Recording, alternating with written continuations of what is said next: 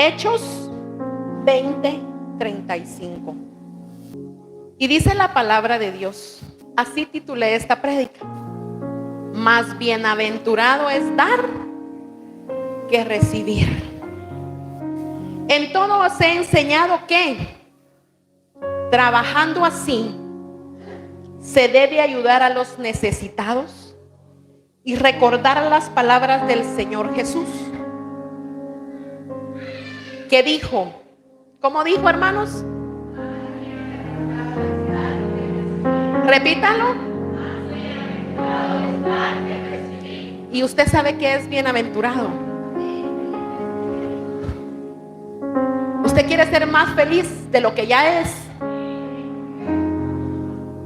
Entonces tiene que sentirse bienaventurado. Tiene que cumplir los requisitos de esa bienaventuranza.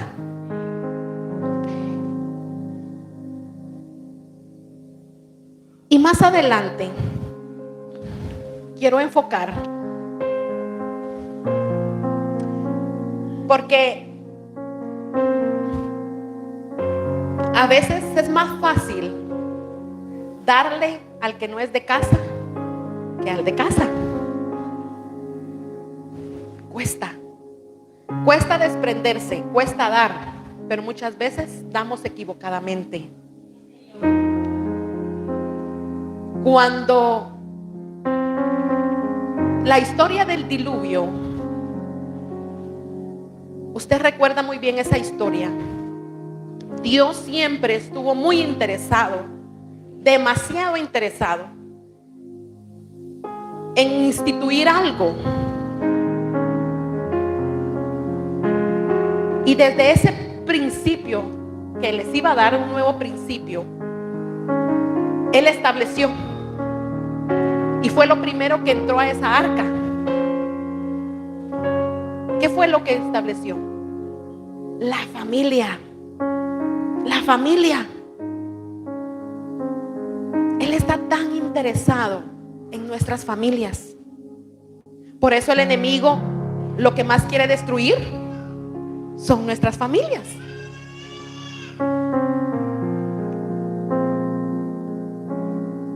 Pero en 2 de Corintios 9:10, búsquelo ahí.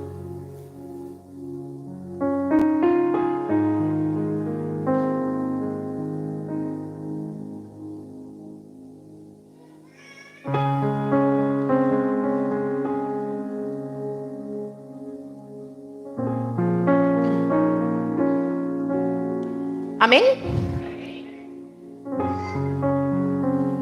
El que suple semilla al que siembra, también suplirá pan para que coma.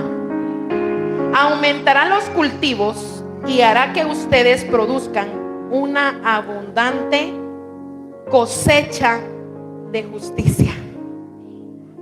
¿Cuántos dan gloria a Dios por esa palabra? ¿En dónde está el secreto, hermanos y hermanas? En dar, en proveer, en dar. Fíjese que aquí habla de una semilla. Y todos escuchamos de la palabra que dice: si tan solo tuviéramos la fe como esa semillita de mostaza. ¿Y sabe qué es lo que sucede muchas veces? Que como nuestra mente es tan limitada, pensamos en el tamaño de esa semilla. ¿Y usted ya vio esa semilla? ¿Alguna vez la ha tenido en sus manos? Yo sí. Es tan minúscula, es tan, por decirlo así, tan insignificante, que si la bota, creo que no sé si la encontramos. Pero Él dice en su palabra que si tan solo tuviéramos la fe como esa semillita, grandes cosas sucederían. Pero lo que no entendemos es que esa semilla debe ser sembrada. ¿Ya el Padre sembró esa semilla en usted? ¿Está seguro que usted tiene esa semilla de fe en usted? Entonces, si ya está sembrada, ¿qué toca? Regar, cuidar, alimentar, hidratar, ¿sí? Porque como cuando nosotros sembramos una semilla de cualquier planta, de cualquier flor, lo que sea, usted no la pone ahí y se olvida. Algunas, por favor y gracia del Señor, pues crecen, ¿verdad? Pero esa semilla debe ser cuidada. Esa semilla debe ser alimentada. Esa semilla debe ser hidratada, porque le tenemos que ir poniendo agua, agüita, ¿verdad?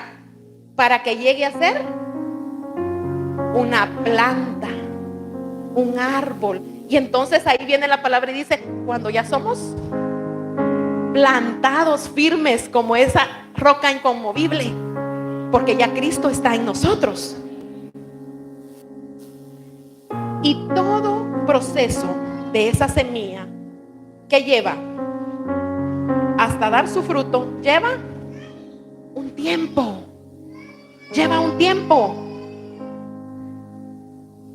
Yo me alegro porque yo fui así, quiero contarles que cuando el Señor a mí me cautivó, cuando el Señor me tocó de verdad y el Señor me sacudió, ¿verdad?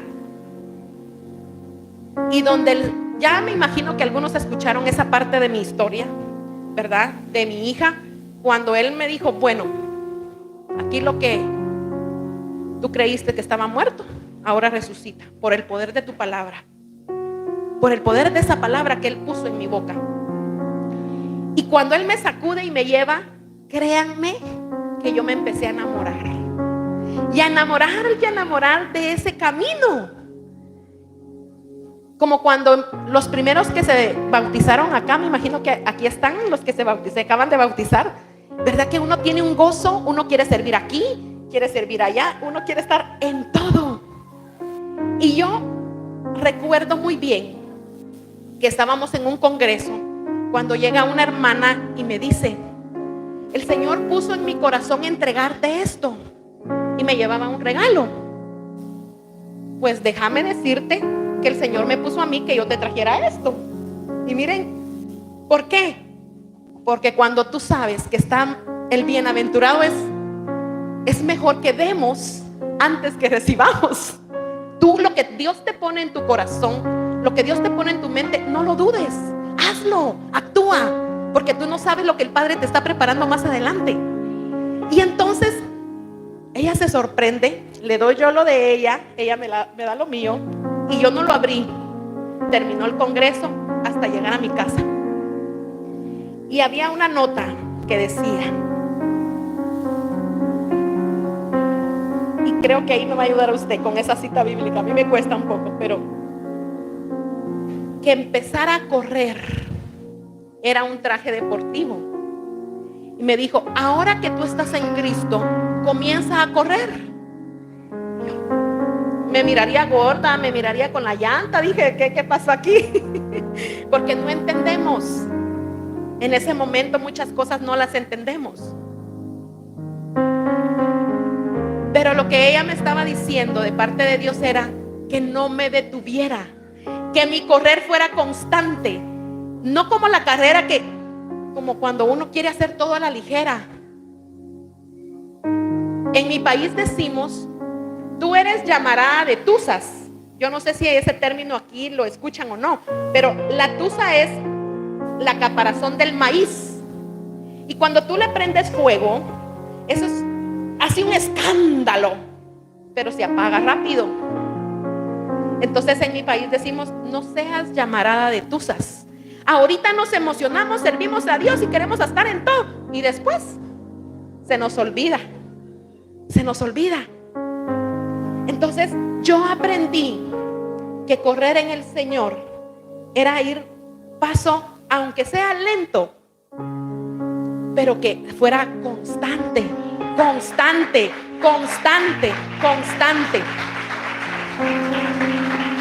Como esa semilla que ya está sembrada en ti y en mí, y que tiene que germinar, y que tiene que plantarse, y que tiene que sacar sus ramificaciones, que tiene que llegar a dar fruto, pero a su tiempo. Todo lo tiene el Señor bajo su control, Así que si el hermano ya está predicando, tranquilo, ya le va a tocar. Si el hermano está recibiendo de parte de Dios, qué sé yo, tranquilo, ya le va a tocar su turno. Ya le va a tocar su turno. Entonces,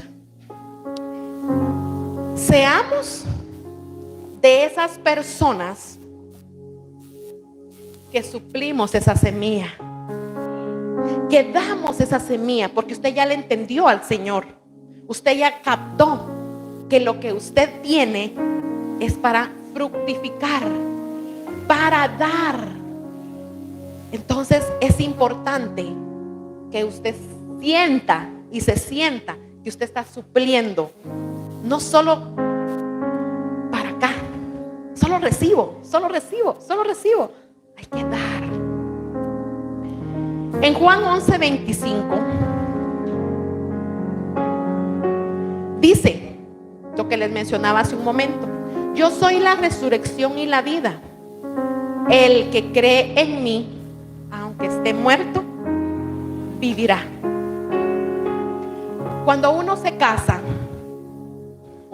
ilusionado, motivado. Uno ve hermosa a la esposa, al esposo, ¿verdad? Y cuando nos casamos, la palabra de Dios dice que Él nos va a regalar hijos, ¿verdad? Porque la unidad, ahí está, ¿verdad? La bendición de los hijos. Y entonces cuando yo me casé, yo decía, de verdad quiero formar esa familia, quiero enseñarles, quiero hacer, estaba con todas las fuerzas de hacer muchas cosas en mi hogar. Y la primera experiencia que paso es lo que sucedió con mi hija. Y entonces ahí entendí que siempre el enemigo va a querer estorbar algo en tu casa, algo en tu familia. La enfermedad, la infidelidad, la falta de economía. Siempre hay algo, siempre va a haber algo. Pero tú tienes que entender que en Cristo Jesús, como dice la palabra, aunque esté muerto, vivirá. Entonces, si tu economía se está muriendo, en Cristo resucitará. Si ha llegado la enfermedad a tu casa, en Cristo habrá sanidad. Y así, si hay infidelidad en tu matrimonio, no seas como apático con tu pareja. No seas indiferente. Lucha. Y no luches con tus fuerzas. Créele a la palabra. Es difícil.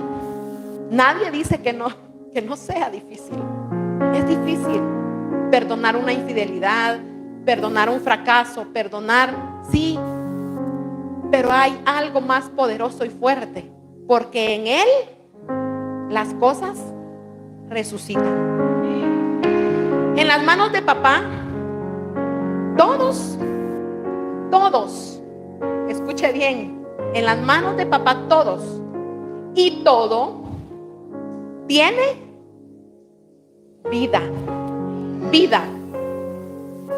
Por eso en una de las iglesias más grandes de Guatemala, tal vez han escuchado Casa de Dios, es una iglesia muy conocida a nivel internacional. Tienen un lema y ellos dicen: que mi boca declare vida y no muerte, que mi boca declare sanidad y no enfermedad, que mi boca declare libertad y no esclavitud, que mi boca declare bendición y no maldición.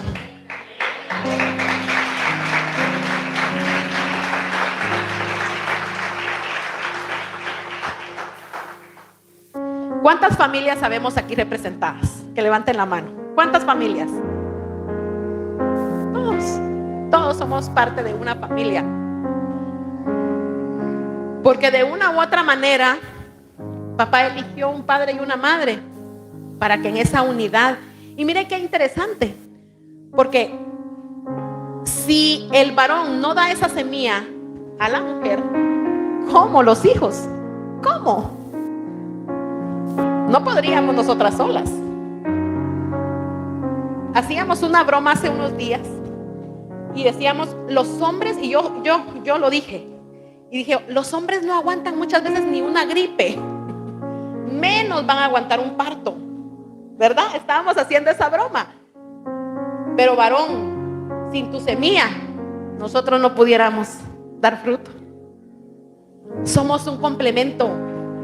Somos un complemento. En nuestra unidad está la bendición. Hay fuerza en nuestra unidad. Hay una relación más allá de lo que nosotros muchas veces creemos o pensamos. Por eso, varón, por eso, mujer, ten cuidado con quién pasas una noche. Ten cuidado. Y si estás siendo fiel, ten cuidado con quién estás.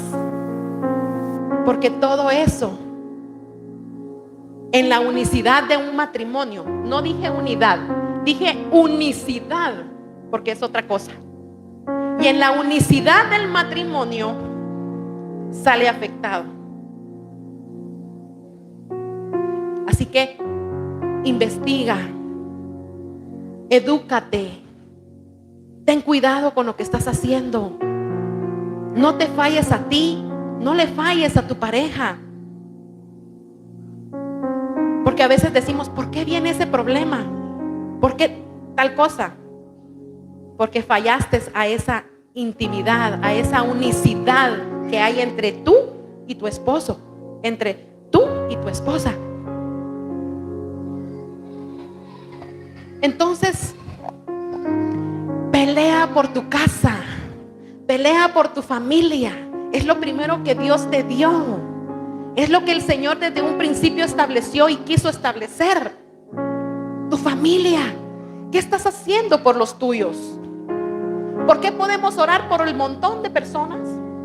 Y a veces nos ponemos como intercesores, ¿verdad? Y oramos por todo, por mucha gente. Pero ¿estás orando por tu esposo?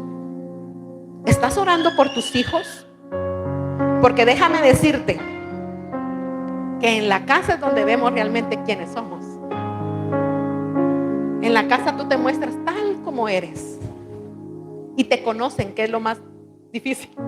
Todos te conocen con tus defectos y tus virtudes. Ahí es donde realmente te ven quién eres.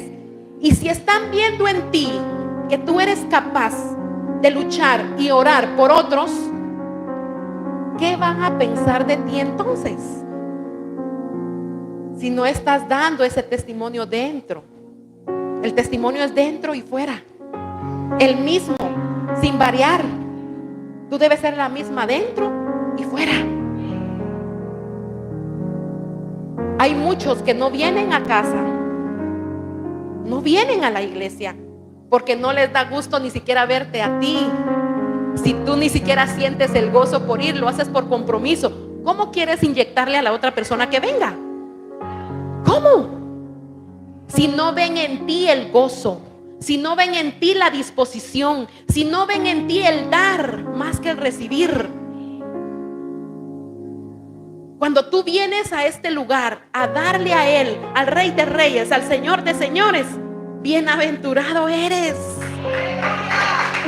Bienaventurado eres, porque vienes a dar, vienes a dar. Y lo que vienes a dar, no se lo vienes a dar a la iglesia, se lo vienes a dar a Él en primer lugar.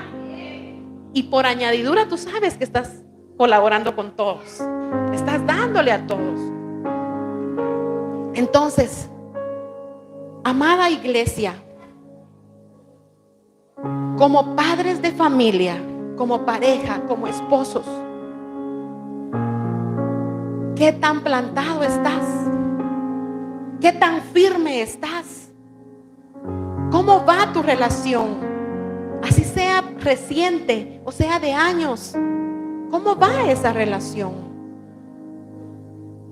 Porque muchas veces también nos cansamos, nos agotamos y dejamos a un lado nuestra vida de pareja, de familia. Nos olvidamos de como cuando nos enamoramos. Nos olvidamos, como dice la palabra, de ese primer amor. Sí. Entonces, ¿cómo estamos como familia, como padres? ¿Cómo está nuestra cosecha? ¿Cómo está nuestra cosecha? Nuestros hijos, ¿cómo están? ¿Qué les hace falta? ¿Qué necesitan? ¿Será que estamos nutriendo nuestra semilla? A mí me goza, de verdad me pone así de gozo cuando yo veo a los niños. Porque yo veo a los niños y digo, si tan solo ellos supieran lo que ellos están nutriendo por dentro.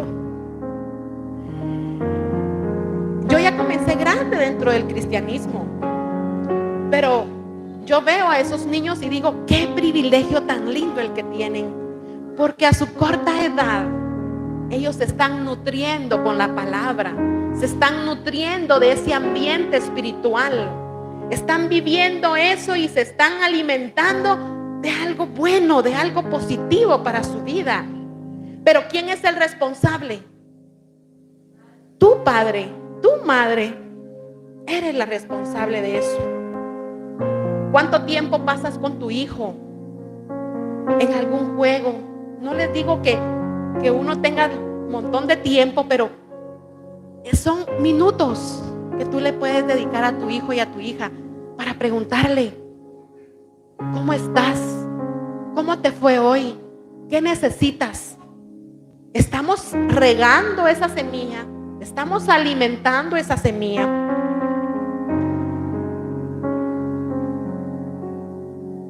Y definitivamente todo esto lo hacemos por amor, sin esperar nada a cambio, porque sabes que el Señor te dejó un legado, porque sabes que el Señor te dio el privilegio. Recuerdo muy bien cuando me encontraba en la clínica del hospital y yo lloraba porque a mi hija le hacían exámenes de todo y ya ella estaba morada de los brazos, de los pies. Le tuvieron que poner un catéter porque no le encontraban las venas. Y yo la veía y yo decía, ¿a qué hora pasó todo esto? Y lloraba desconsolada cuando llega la doctora y me dice, mujer, ¿por qué lloras? ¿No tienes más hijos? Sí, pero ella también es mi hija, y ¿verdad? No, me dice, no te lo pregunto por eso. Te lo pregunto porque yo por muchos años he deseado tener uno y no lo tengo. ¿Qué me dio a entender esa mujer? Que no me preocupara, que me sintiera agradecida. A pesar de la circunstancia, mi hija tenía vida. A pesar de todo, estaba allí. La podía apreciar, la podía abrazar. Pero esa doctora no había tenido ni siquiera un sentimiento de saber qué es tener un hijo. Y entonces yo digo, Señor, a mí, ¿por qué me pasan estas cosas? ¿Cuánto me enseñas en medio del problema? Pero cuando tú quieres verlo, cuando tú quieres sentirlo, cuando tú quieres entenderlo, cuando tú estás a disposición de Dios, Él te va a enseñar por medio de las piedras, porque Él así es. A través de la silla, no digamos por un hijo de Dios.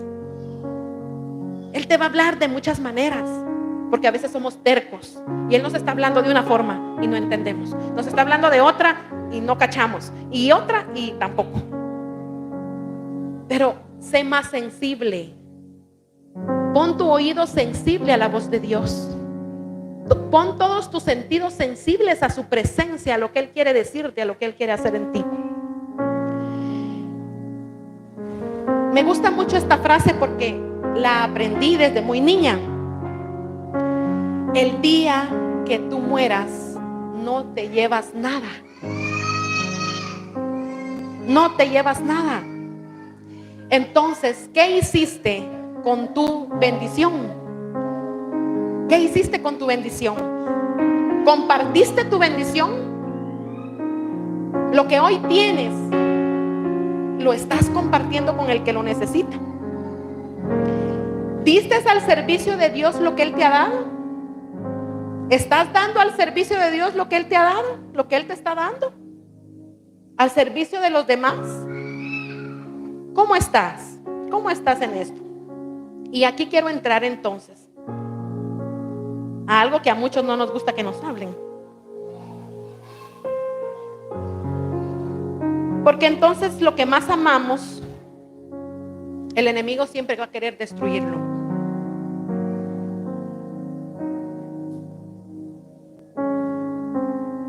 Quiero hacerte una pregunta, hermano y hermana. ¿Te sientes bendecido? ¿Te sientes bendecido? ¿Te sientes bendecido? Cuando a ti te dicen Dios te bendiga, recuerda que te están diciendo Dios hable bien de ti. Dios hable bien de ti. Entonces, ¿eres bienaventurado? ¿Eres bendecido? Eso debes preguntarte. ¿Por qué? Porque aquí viene uno de mis procesos más fuertes. Y entonces te voy a empezar a hablar de los diezmos y las ofrendas. Porque cuando tú das, das con todo. Das con todo. Y toma en cuenta que yo no te estoy hablando de prosperidad ni te voy a decir nada de lo que muchos hablan. Yo te voy a hablar lo que dice la palabra de Dios conforme a mi testimonio, conforme a lo que yo he vivido. Porque si algo le digo al Señor es, me gusta compartir lo que yo he vivido, no lo que cuenta otro, porque ¿qué caso tiene? Me gusta contar lo que hay en mí. A raíz de la enfermedad de mi hija, mi economía se empezó a ver debilitada. Pagábamos médicos constantemente. Yo tenía 3 trabajos. Algunos ya escucharon un poquito de esta historia. Yo tenía 3 trabajos. Desde muy joven, antes de casarme, siempre tuve 3 trabajos. ¿Por qué? No me pregunte. Pero siempre tuve 3 trabajos. Siempre me gustaba hacer muchas cosas a la vez. Y no porque no quisiera estar en casa, y no porque no quisiera hacer cosas en mi casa y colaborar con mi mamá, porque no es cierto. Mi mamá fue una mujer que, aunque ella tenía bienes, por decirlo así, nunca nos dio todo. Nunca. No pienses que por darle todo a tu hijo va a ser mejor. Y ella siempre nos hizo trabajar con ella, a la par, trabajando, negocios y todo. Pero cuando yo ya me gradué, soltera, yo tenía 3 trabajos, me casé y volví a tener 3 trabajos. Viví ese proceso también de no trabajar como 2 años, mientras me casaba y el bebé, porque ya venía el bebé y todo. Pero voy a llegar al punto que quiero llegar. Yo ganaba muy bien. No le puedo decir en pesos cuánto porque me cuesta todavía. Pero usted se imagina qué es tener 3 salarios. O sea, pues en mi país no es tan bajo. Eso no es tan bajo. Es una oportunidad bastante buena.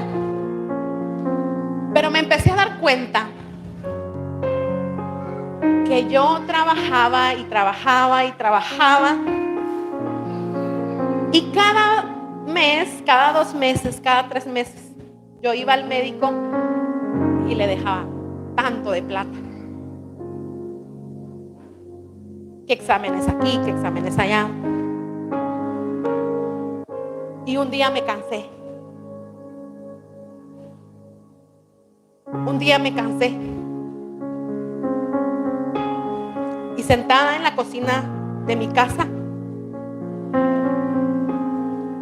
le dije al Señor, estoy cansada. Cansada que trabajo para los médicos. Cansada que mi hija está con medicamento de por vida.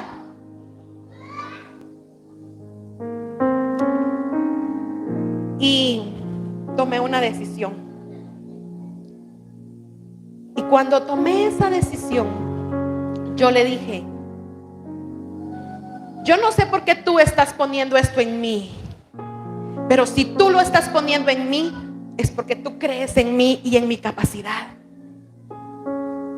Y yo no voy a tomar una decisión para culparte. Yo voy a tomar una decisión porque yo la quiero tomar contigo, pero quiero que tú vayas conmigo. Y renuncio a mis 3 trabajos.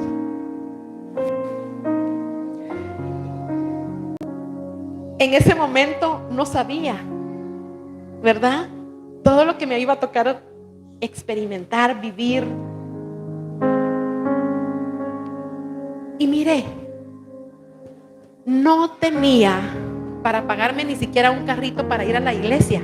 La pastora que conoce mi casa sabe que mi casa para bajar al pueblo, por decirlo así, son casi 15 minutos. Más que la iglesia quedaba de punta a punta. Yo tenía que caminar bastante. Pero todo el tiempo yo sentí la fuerza de caminar con mis hijos de la mano y nunca dejé ir al templo.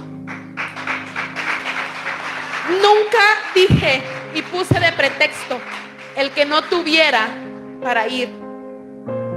Siempre la energía, siempre sentía la fuerza, siempre estaba ahí. Y los hermanos me miraban entrar con mis 3 hijos pequeños, tal vez con los zapatos sucios porque caminábamos cansados, sudando, pero yo estaba ahí. Por eso cuando entré y vi que la iglesia estaba vacía a las 8 de la mañana, porque yo escuché un anuncio que dijeron a las 8, pero la iglesia no estaba toda a las 8. Yo me acordé.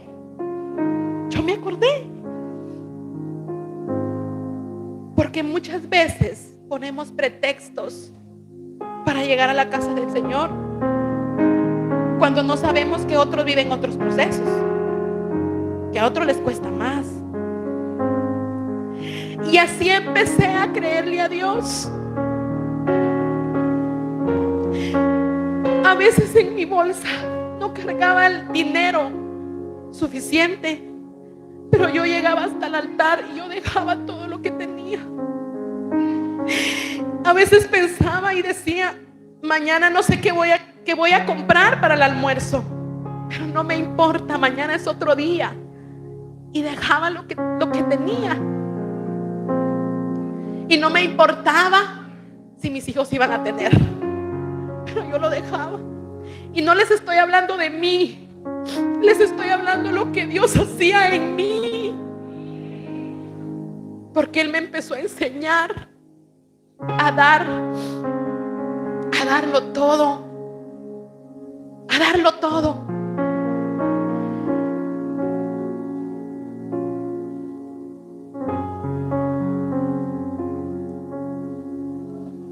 En una oportunidad saqué a mis hijos para que se fueran a estudiar, les di el desayuno, mi esposo también se fue a trabajar. Y recuerdo que ese día yo llegué a la nevera, como dicen aquí, ¿verdad? No había nada, pero de verdad que ni un hielo, de verdad. Y llegué a la despensa donde yo guardaba azúcar, ¿verdad? Y cositas que uno guarda. No había nada. Y entonces, sentada ahí, empecé a llorar y a llorar y a llorar. Y le dije: no hay nada. Cuando vengan mis hijos, no sé qué les voy a dar, pero aquí yo no tengo nada. Dime tú qué tengo que hacer. Porque si tú le preguntas al de la par, te hubiera dicho: anda y presta, anda y endeúdate, anda. Porque esas son las voces negativas, esas son las voces que te sacan del propósito. Pero cuando tú le preguntas al que le tienes que preguntar, Él te va a dar la respuesta correcta. yo lloraba, yo no sé qué vas a hacer tú, pero yo lloraba y yo no sé qué vas a hacer. Y yo solo así, yo no sé qué vas a hacer tú, y así, y así. Pero créanme que mi llanto era un llanto extraño, porque no perdí el gozo, porque me tomé de su palabra y Él me enseñó que nada ni nadie me iba a poder quitar ese gozo que Él solo puede dar. Cuando escucho la voz a la par, ella sabe que yo no tengo vecinos, gracias a Dios. Yo no tengo vecinos, nadie escucha cuando estamos en guerra.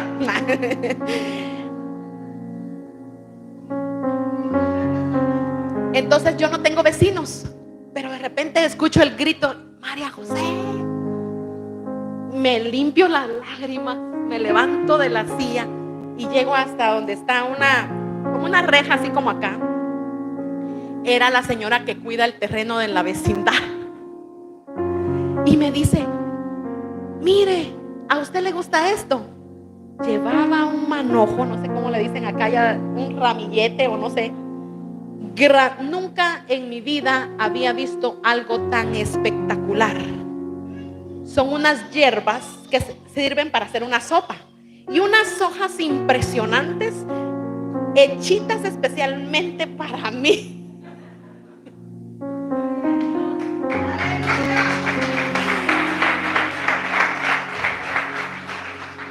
Por eso hoy en día, mis hijos no te desperdician en una mesa.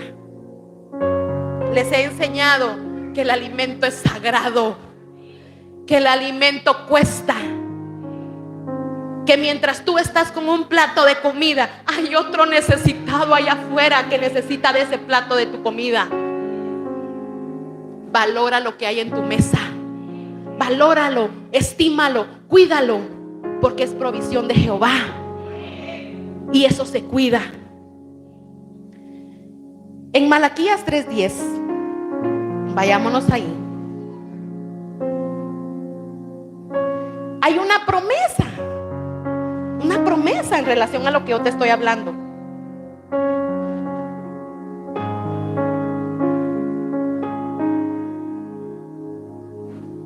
Y dice, traed todos los diezmos al alfolí y hay alimento en mi casa.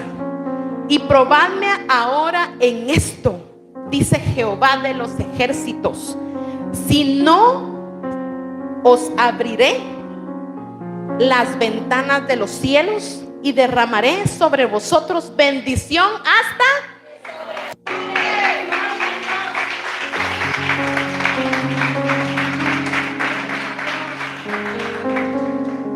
más claro no se puede. ¿Qué te decir de esto? Más, como decimos en Guatemala, más clarito, como el agua.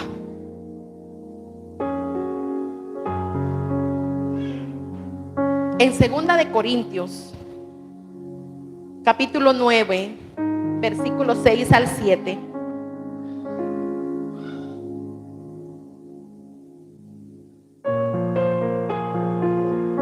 Segunda de Corintios, capítulo 9, del 6 al 7. Él quiere que lo recordemos. Él quiere que recuerdes lo que ya te habló en Malaquías. Recuerden esto: el que siembra escasamente cosechará. El que siembra en abundancia cosechará. Cada uno dar según lo que haya decidido. Porque nunca se debilitaron mis fuerzas. ¿Por qué? Porque tu decisión va más allá, desde tu corazón, desde lo más profundo que tú tienes. No es de la boca para afuera, o como decimos también allá, del diente al labio, ¿verdad? Porque de aquí para allá muchas cosas podemos decir. Tu decisión debe estar desde aquí. No de mala gana ni por obligación, porque Dios ama al que da con alegría. Gloria a Dios.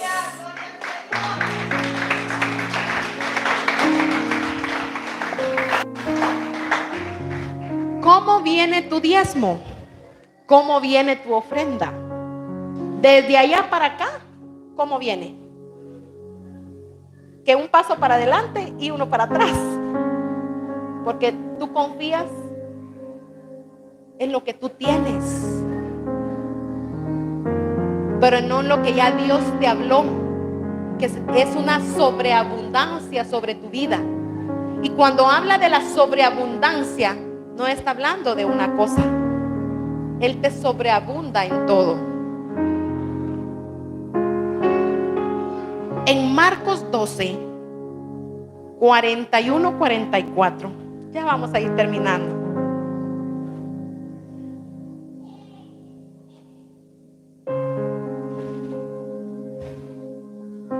Marcos 12, 41, 44 dice: Jesús se sentó frente al lugar donde se depositaban las ofrendas. Santo Dios. ¿Quién se sentó? Imagínense que no tiene a cualquiera ahí. Dice, Jesús se sentó frente al lugar donde se depositaban las ofrendas. ¿Y qué dice más adelante? Y estuvo observando cómo la gente echaba sus monedas en alcancías del templo. Muchos ricos echaban grandes cantidades, pero una viuda pobre llegó y echó 2 monedas de muy poco valor. ¿Te has puesto a pensar que cuando tú te acercas a dejar tu ofrenda, Jesús está aquí viéndote? Es tremendo. El que te ha dado, el que te está dando, el que te está proveyendo, te está observando. Te está observando. Porque a Él no le puedes engañar. ¿Estás dando todo o estás dando lo que te sobra? La miseria. ¿Cuánto? ¿Cómo? ¿Cuánto y cómo? ¿Y en dónde? ¿Y en qué circunstancia estás dando?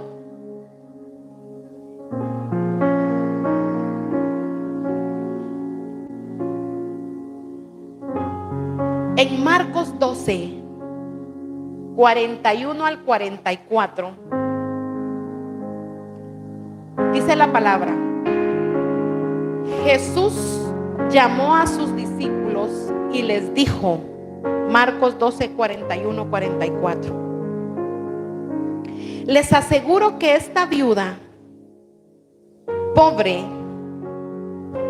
encima de todo era pobre, no tenía, ha echado el tesoro más que todos los demás. Porque era lo único que tenía.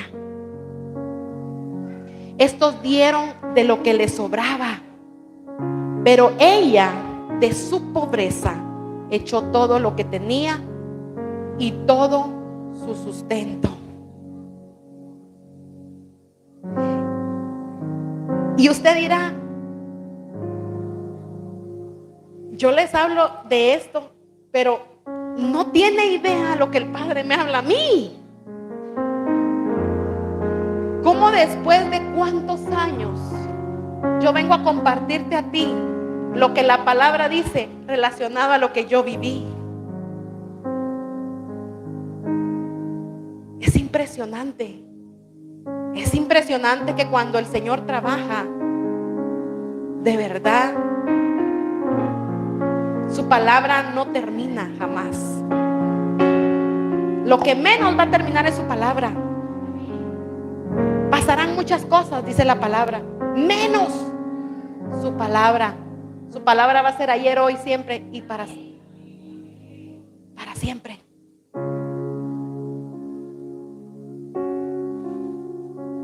Si hablamos de ofrendas, cada uno llevará sus ofrendas según nos haya bendecido el Señor tu Dios.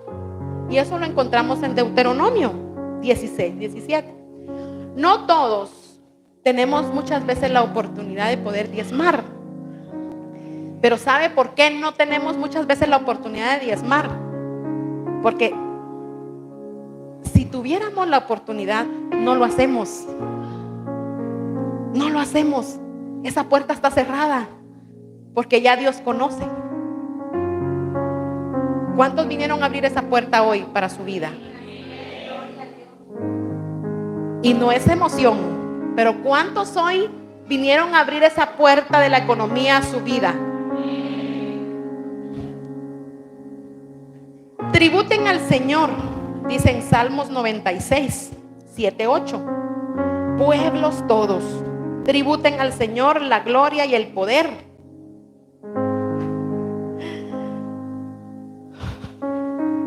Tributen al Señor la gloria que merece su nombre.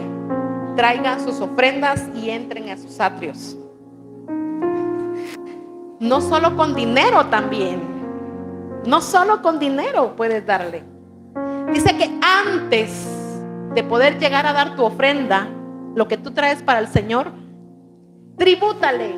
Y cuando habla de tributo, hónrale, adórale. Dale tu corazón, dale tu tiempo. Tu mejor ofrenda eres tú. Porque aunque traigas llena la bolsa o el bolsillo, antes de eso, adórale. Adórale. Dale tu corazón, dale tu tiempo. Por eso la alabanza que pusimos a mí me encanta. Porque nuestra mejor ofrenda somos nosotros mismos, tu corazón. Y ya lo demás tú te vas a dar cuenta cómo Él te prospera para demostrar que Dios está contigo, que Dios lo está haciendo.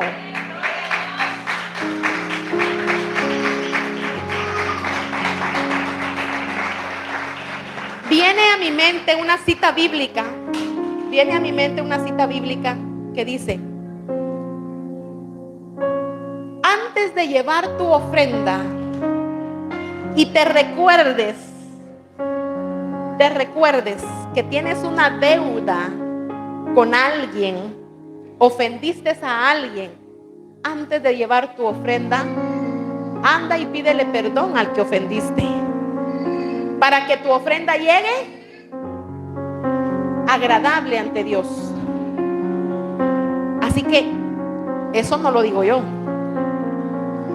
Por tanto, imiten a Dios como hijos muy amados y lleven una vida de amor, así como Cristo nos amó y se entregó por nosotros como ofrenda y sacrificio fragante para Dios. Eso lo encontramos en Efesios. En Proverbios, unos dan a manos llenas y reciben más de lo que dan. Otros ni sus deudas pagan y acaban en la miseria. Eso dice Proverbios 11. Y cuando le hacían preguntas a Jesús sobre el diezmo y la ofrenda y sobre dar el tributo, dice que Él les contestó: den al César lo que es de César y a Dios lo que es de Dios. No le podemos robar. Tuyos son los cielos, tuya también la tierra, el mundo y su plenitud. Tú lo fundaste. La mejor ofrenda eres tú y yo. Dame, hijo mío, tu corazón y miren tus ojos por mis caminos.